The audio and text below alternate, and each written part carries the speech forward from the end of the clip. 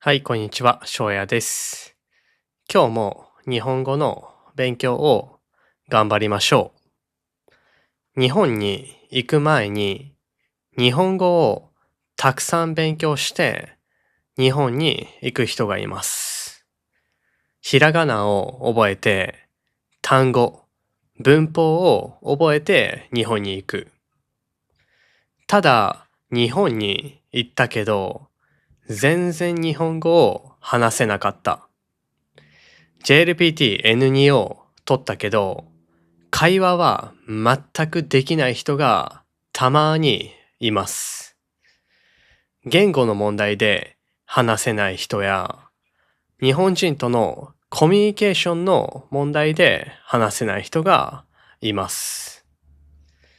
今日はどうすれば日本人と日本語でたくさん話せるか、日本人と仲良くなれるかについて話します。まず、日本語が話せないと思う理由の一つに、そもそも日本人と話すとき、日本語が聞き取れない、何を言っているかわからないことがあると思います。これは日本語、言語の問題です。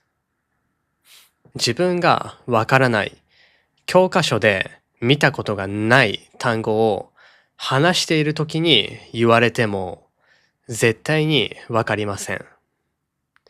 単語を知っているか知らないかの問題です。単語をたくさん勉強するしかないです。ただ、リスニングの練習やポッドキャストを聞いてわからなかったけど後でスクリプトを確認したらわかる。単語は見たらわかるけど、聞いたらわからない。この場合は音に慣れていない可能性があります。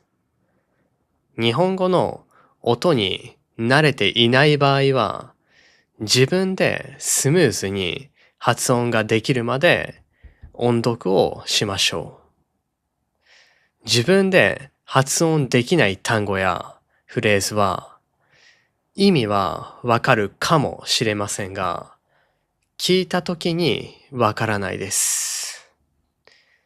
聞くスキルを伸ばすためには、自分で発音する練習が大事です。日本人と会話を楽しむために必要なことがもう一つあります。それは聞く力です。質問する力です。日本語の単語と文法を勉強した後、会話の練習をすると思います。会話の練習でインプットしたことをたくさんアウトプットする練習をします。その時に自分が話すだけではなくて、質問をする練習もしましょう。日本に行っても日本人の人から名前は何ですか？どこから来ましたか？日本はどうですか？など、日本人の人から質問はほとんどしないと思います。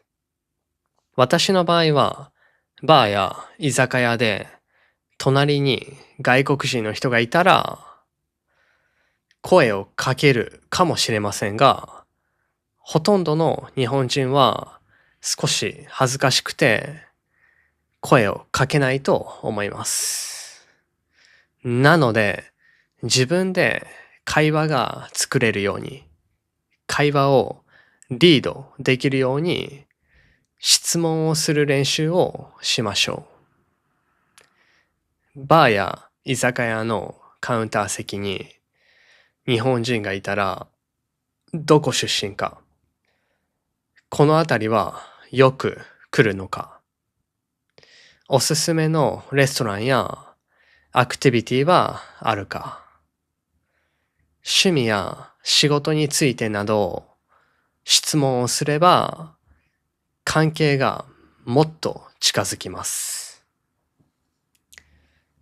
相手と自分の共通点をたくさん探しましょ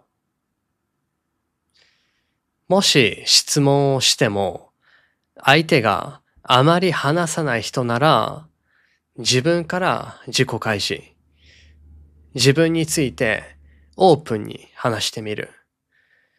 これも大事なテクニックです。相手だけに会話を任せるだけじゃなくて、自分で会話をリードできるようになりましょう。コミュニケーションは才能が大事とたまに聞きますが、私はそうは思いません。コミュニケーションは練習をして、たくさん失敗をして上手になると思います。日本人と楽しい会話ができるように、リスニング力、そして質問力を意識して勉強してみてください。はい、じゃあ今日もありがとうございました。以上です。